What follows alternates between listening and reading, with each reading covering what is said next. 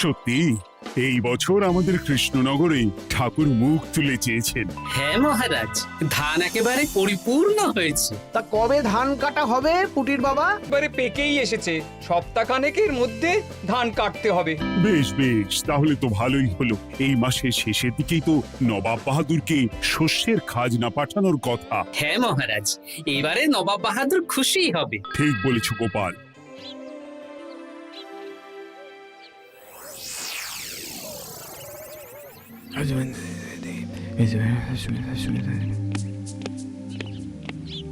প্রণাম খাম্বাজরাজ। ওই তো কৃষ্ণনগরের মন্ত্রী চলে এসেছে। ও, এর কথাই তুমি বলেছিলে? হ্যাঁ, ওই রাজ্যের সব খবরাখবর আমায় দেয়। ইনি কে? ইনি হলেন জমিদার কেশকান্ত বর্মন, আমার রাজ্যেরই দক্ষিণ পশ্চিম গ্রামের জমিদার, আমার প্রিয় বন্ধু। নামটা বেশ অন্যরকম, কেশকান্ত। আসলে ওদের বংশ পরম্পরায় সকলের উন্নত ঘন কেশ আছে, তাই ওদের পরিবারের সবারও নামে একটা করে কেশ আছে।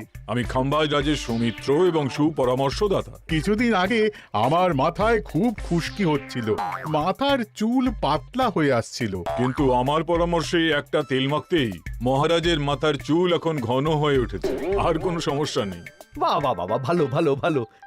এবার তাহলে কাজের কথাটা বলে দিন। এবারে তো শুনলাম তোমাদের রাজ্যে অনেক ধান উৎপাদন হয়েছে, তাই স্বাভাবিকভাবে নবাব বাহাদুরের কাছে রাজস্ব অনেক বেশি দেবে, কি তাই তো? হ্যাঁ, এবারে রাজস্ব দানে কৃষ্ণনগরে প্রথম হবে। না, তা হবে না। নবাবের কাছে অত ধান পৌঁছবে না, এমনকি কৃষ্ণচন্দ্রের কাছেই চাষিরা বেশি ধান রাজস্ব দিতে পারবে না। সেটা কি করে হয়? পাকা ধানে মই দিতে হবে। বললাম না, ও আমার সুপরামর্শদাতা। হ্যাঁ, আমার মন্ত্রীকে বাণিজ্যের কাজে বাইরে পাঠিয়েছি কিছুদিন, তাই কেশকান্ত মাঝে মধ্যেই আমার কাছে আসে, গল্পগুজব করে আর সুপরামর্শ দেয়। কিন্তু আমি কি করব? তুমি রাতের অন্ধকারে চাষিদের ধান জমিতে পাকা ধানে মই দিয়ে দাও, এমন ভাবে কাজটা করবে যাতে কাক পক্ষীতেও টের না পায়। আর তাতে আমার লাভ? প্রত্যেক বছর নবাব রাজস্ব দানে বিজয়ীকে ৩,০০০ মোহর দেয়, আমি তোমাকে তার থেকে ১,০০০ মোহর উপহার দেব। ১,০০০ মোহর? হ্যাঁ হ্যাঁ, যাও যাও যাও, কাজটা শুরু করে দাও। আচ্ছা।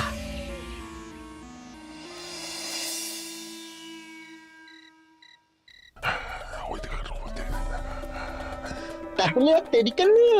মন্ত্রীমশাই কথা মতো কাজ শুরু কর। হ্যাঁ হ্যাঁ, চল।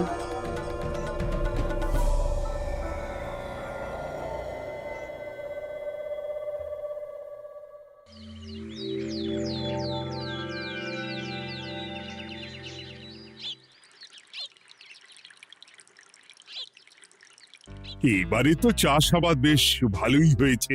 আশা করি নবাব বাহাদুরের কাছ থেকে এবারে আমরাই পুরস্কার পাবো। হ্যাঁ মহারাজ, সারা বাংলায় কৃষ্ণনগরের মতো উৎপাদন এই বছরে কোথাও হয়নি। সর্বনাশ হয়ে গেছে মহারাজ, সর্বনাশ হয়ে গেছে। কি সর্বনাশ হয়েছে গো পুটির বাবা? গতকাল রাতে আমাদের সব জমির পাকা ধানে মই দিয়ে দিয়েছে। সে কি? এবার আমরা কি করব মহারাজ? কাদের কাদের জমিতে হয়েছে এসব? যেই জমিতে তাকাবেন সেই জমিতেই এই কাণ্ড, ধান ঝরে সব মাটিতে পড়ে আছে। এবার আমরা কি করব? হায় হায় হায়, এবার আমাদের রাজ্যের কি হবে? নবাব বাহাদুরকে তো জবাব দিতে পারবো না। বড় বিপদ হয়ে গেল, রাজ্যে গ্রহের প্রকোপ নেমে এলো। ও, আর কদিন পরেই আমার টেকে আসবে ১,০০০ মোহর। ঠিক আছে, তোমরা সবাই এখন বাড়ি যাও। না, আমার মন মেজাজ ভালো নেই।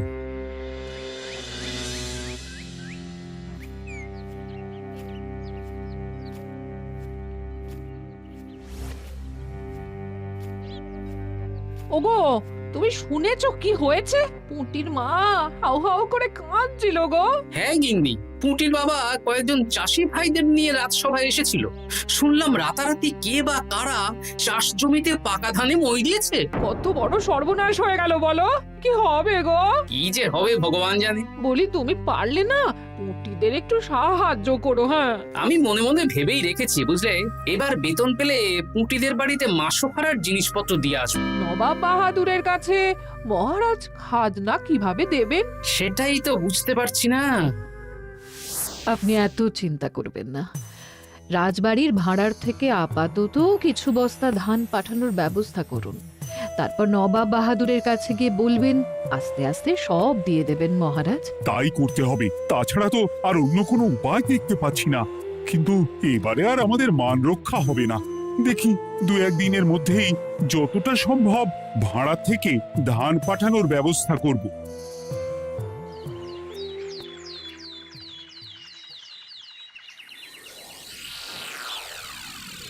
এই বছর 10,000 বস্তা ধান রাজস্ব এসেছে খাম্বাজ রাজ্য থেকে, 7,000 বস্তা ধান এসেছে বর্ধমান রাজ্য থেকে, আর মাত্র 100 বস্তা এসেছে কৃষ্ণনগর থেকে। তাই এই বছরের বিজয় রাজ্য হচ্ছে খাম্বাজ রাজ্য। খাম্বাজ রাজ্যের রাজার হাতে 3,000 মোহর উপহার হিসেবে তুলে দিচ্ছেন। আর কৃষ্ণচন্দ্র, তোমার রাজ্যের এরকম হাল কেন? এবারে আমাদের সমস্ত রাজ্যের পাকা ধানে কেউ বা কারা মই দিয়ে দিয়েছে। সেসব তোমার মাথা ব্যথা। আমার ধান কোথায়? 100 বস্তা ধান রাজস্ব, কম করে 800 বস্তা ধান রাজস্ব দেওয়ার কথা, কিন্তু তুমি তোমার কথার খেলাপ করেছো। এই বছর আমি নিরুপায় জাহাপানা। আমিও নিরুপায়। হয় তুমি আগামী 1 সপ্তাহের মধ্যে আমাকে 5,000 মোহর দেবে, নইলে কৃষ্ণনগরের সিংহাসন থেকে সরে যাবে। এত বড় শাস্তি দেবেন না নবাব বাহাদুর।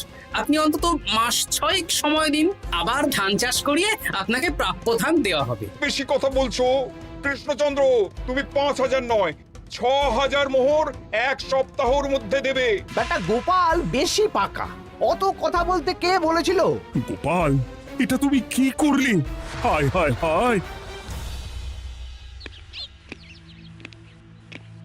সর্বনাশের সময় যখন ঘনিয়ে আসে তখন বিপদের ওপর বিপদ এভাবেই আসে। আমার পাওনা। আরে এখন না, তোমাকে পাঠিয়ে দেব। ওই দেখুন, খাম্বাজ রাজের সাথে কথা বলছি। এখন বেশি কথা বললে কৃষ্ণচন্দ্র আর গোপাল সন্দেহ করবে। চলুন তো দেখি ওখানে গিয়ে কি কথা বলছে। কি কথা বলছো মন্ত্রী? মন্ত্রী আমায় বিজয় অভিনন্দন জানাচ্ছিল। বিজয় অভিনন্দন তো উপহার পাওয়ার সময় জানাতে পারতেন মন্ত্রী মশাই। যাই হোক, আপনাকে তো ঠিক চিনতে পারছি না। আমার নাম কেশকান্ত, আমি খাম্বাজ রাজ্যের দক্ষিণ পশ্চিম গ্রামের জমিদার। কেশকান্ত আমার বিশেষ বন্ধু। আপনার কেশ নিয়ে বেশ ভাব দেখছি। হ্যাঁ, ওই কদিন আগে তো খাম্বাজ রাজের মাথার চুল পাতলা হয়ে আসছিল, খুশকি হচ্ছিল আর কি। তো ওনার পরামর্শে একটা তেল মেখেই তো খাম্বাজ রাজের আবার ঘন কালো চুল ফিরে এসেছে। কেশকান্ত জমিদার হতে পারে, কিন্তু ওর অর্থনৈতিক অবস্থা তাবর রাজাদের থেকে অনেক ভালো। কয়েক হাজার বিঘা জমির মালিকও, তার সাথে চুলের তেলের ব্যবসা করেও হাজার হাজার মোহর রোজগার করে। এই, এখন চুল নিয়ে চুলোচুলি না করে চলো কৃষ্ণনগরে ফিরি। এমনিতেই মন মেজাজ খারাপ, 1 সপ্তাহের মধ্যে আবার 6,000 মোহর জোগাড় করতে হবে। হ্যাঁ, চলুন চলুন।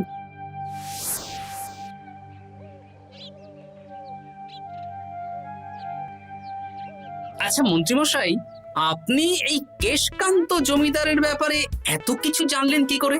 ওনার সাথে তো আমাদের আজই প্রথম দেখা। হাওয়ায় কত খবরই ভেসে আসে, সেরকম আমার কানেও এসেছিল। সব বাদ দাও। গোপাল, মন্ত্রী, দুজনেই ভাবনা চিন্তা করো কিভাবে 6,000 মোহর জোগাড় হবে। পাকা ধানে মই পড়লো, এখন আবার এত বড় বোঝা। আমার কাছেও মহারাজ বেশি অর্থ নেই, সব মিলিয়ে মিশিয়ে ওই 150 থেকে 200 মোহর মতো আছে বাড়িতে। যদি বেশি থাকতো আমি আপনাকে নিশ্চয়ই সাহায্য করতাম মহারাজ। তাও করতেন কিনা সন্দেহ। তুমি চুপ করো। মন্ত্রীমশাই ওই লোকটাকে জানলো কি করে?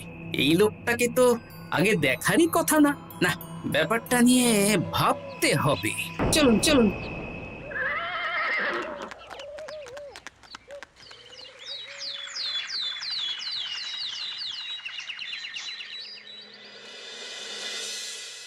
বুঝলে গিন্নি, 1 সপ্তাহের মধ্যে মহারাজকে 6000 মোহর জোগাড় করতেই হবে, নইলে সিংহাসন ছাড়তে হবে। এখন কিন্তু আমাদের উচিত মহারাজের পাশে দাঁড়ানো। কিছু ভেবেছো কি? আপাতত আমার বিয়েতে পাওয়া আংটি বন্ধক রাখবো, আর তুমি যদি হ্যাঁ হ্যাঁ, আমার যে দুটো গয়নাগাটি আছে ওগুলো বন্ধক রাখো, পরে আস্তে আস্তে ছাড়িয়ে নেবো খন। দেখি বাকি সভাসদদেরকেও বলবো, যে যতটা পারে, তারপর ভগবানই ভরসা।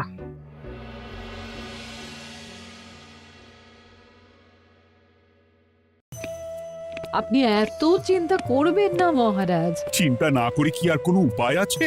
সিন্ধুকে যা আছে তা দিয়ে 3000 মোহর হয়ে যাবে, কিন্তু তারপর আর কি করব? এবার কি নিরুপায় হয়ে জায়গা জমি বিক্রি করতে হবে? কিছু একটা করতেই হবে। আপনি গোপালকে একবার বলে দেখুন, প্রত্যেকবার যখনই বিপদে পড়েছেন তখন গোপালই আপনাকে বাঁচিয়েছে। দেখি আগামীকাল রাজসভা শুরু হওয়ার আগে গোপালের সাথে ব্যাপারটা নিয়ে আলোচনা করব।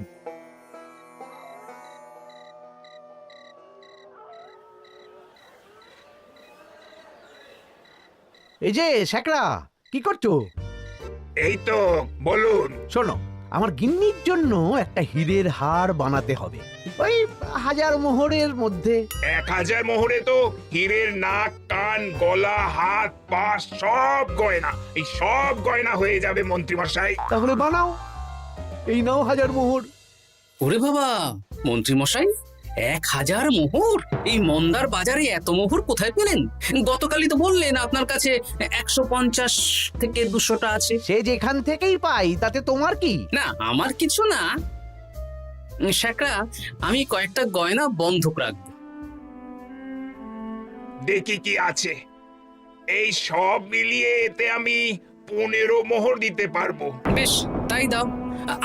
আমি ধীরে ধীরে শোধ করে গয়নাগুলো ছাড়িয়ে নেব। হ্যাঁ, মন্ত্রীর ব্যবহারগুলো বেশ সন্দেহজনক লাগছে। দেখি, গুপ্তচরকে কাজে লাগাতে হবে, মন্ত্রীর পিছনে ছায়ার মতো লেলিয়ে দিতে হবে।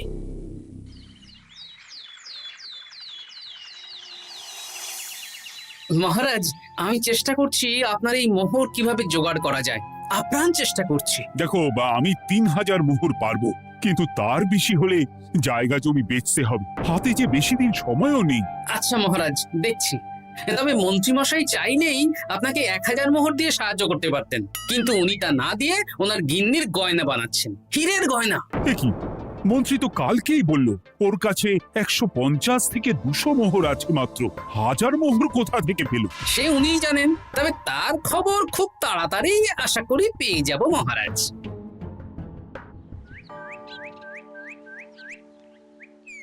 কাজটা একদম ঠিক করলেন না মন্ত্রীমশাই। আপনার কথা শুনে আমরা সবার জমির পাকা ধানে মই দিলাম, কিন্তু আমরা একটা পয়সা পেলাম না।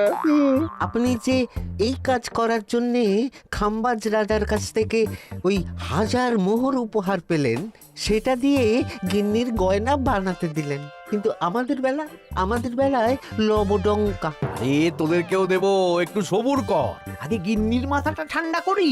না না, আমাদের এক্ষুনি চাই। আরে এক্ষুনি কি করে দেবো, আমার হাত খালি। আচ্ছা আচ্ছা, ঠিক আছে, এই নে 2 মোহর ধর, 2 ভাই ভাগ করে নে, পরে আরো দেবো। এটা কিন্তু ঠিক না। এসব আলোচনা খোলামেলা জায়গায় করা উচিত না। উফ, পরে তোদের সাথে কথা বলবো, এখন যেতে দে, বাজার করব, তারপর আবার রাজসভা আছে।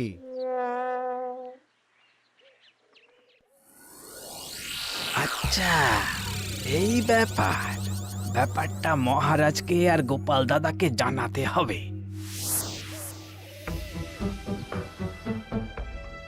গোপাল দাদা, মহারাজ আসল খবর পেয়ে গেছি। কি খবর?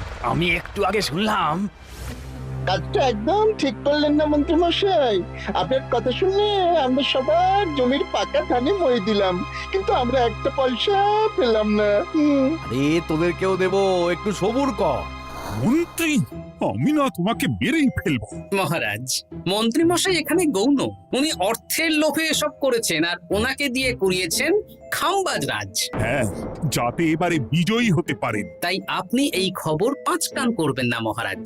আমি খাম্বাজ রাজ আর ওই কেশকান্তর কাছ থেকে ক্ষতিপূরণ ঠিক আদায় করে আনব। কিন্তু কিভাবে? শুনুন তাহলে।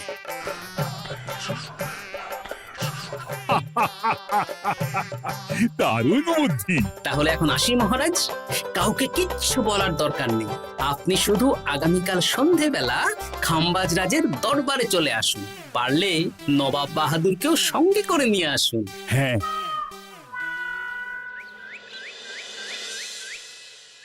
প্রণাম খাম্বাজ রাজ। কে আপনি? আমি হতাশ রঞ্জন, পশ্চিমে থাকি। কি চাই বলুন? কিছু চাই না, তবে একটা কথা শুনলাম তাই বলতে এলাম। কি কথা? আমি শুনলাম মহারাজ আপনার মাথার চুলগুলো সব নকল। আমার এত সুন্দর চুল সব নকল? ফাজলামো হচ্ছে। আমি যদি প্রমাণ করে দিই আপনার চুল নকল, তাহলে কি? তাহলে আপনি আমাকে 100 মোহর দেবেন, আর প্রমাণ না করতে পারলে আমি আপনাকে 100 মোহর দেব। বেশ, দেখো, এক্ষুনি দেখো, আমারই তো 100 মোহর লাভ হবে। এখন না, এখন না, আজ সন্ধেবেলায়। বেশ বেশ, তখনই এসো। এবারে জমিদার কেশকান্তর বাড়ি যেতে হবে।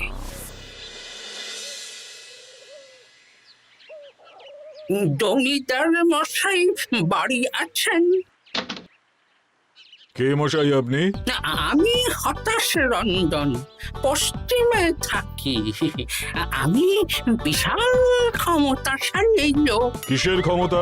আমি রাজরাজাদের মারধর করি, চুল ধরে টানি, শাস্তি দিই। এসব কি উল্টো পাল্টা বলছেন? খাম্বাজ রাজ আপনার বন্ধু না?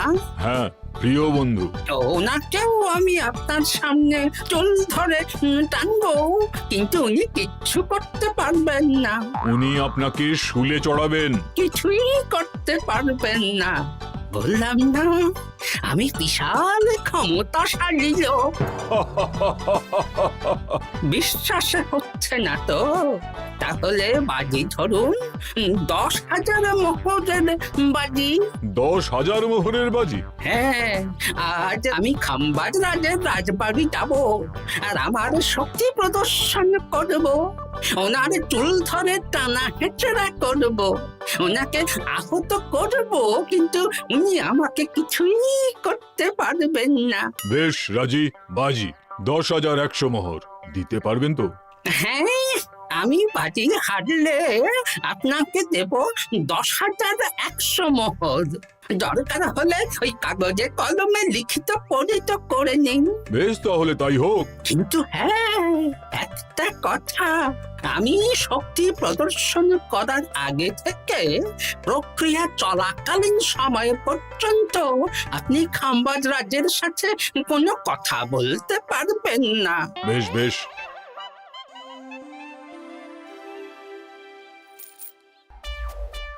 তাহলে শুরু করি। শুরু করো। এবার আমি প্রমাণ করেই ছাড়বো।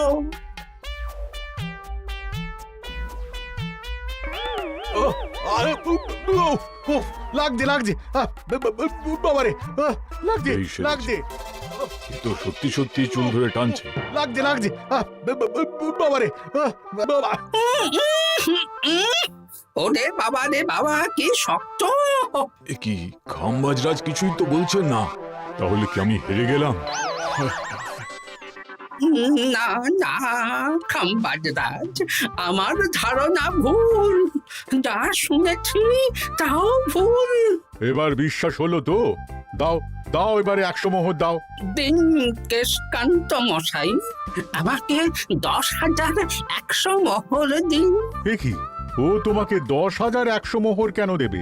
ওনার সাথেও তো বাজি ধরেছিলাম। কি বাজি? আপনার এখান থেকে বেরিয়ে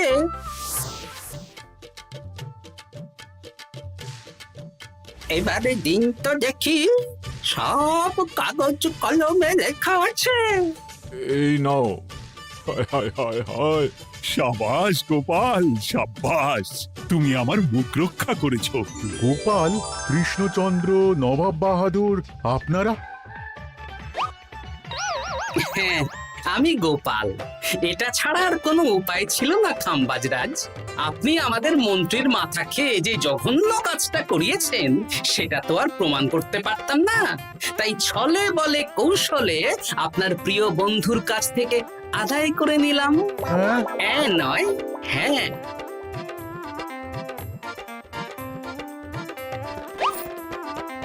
এই নিন মহারাজ। এতে কত মোহর আছে? 10,100 মোহর। এর থেকে 100 খাম্বাজরাজকে দিন, 6,000 নবাব বাহাদুরকে, আর বাকিটা আপনার কাছে রাখুন। এত ধান নষ্ট হলো। কৃষ্ণচন্দ্র আমাকে সবটা বলেছে, আর ওর মন্ত্রীকেও নিয়ে এসেছি। ধোলাই খেয়েই সব বলে দিয়েছে। এই কে আছো? কৃষ্ণনগরে মন্ত্রীকে নিয়ে এসো।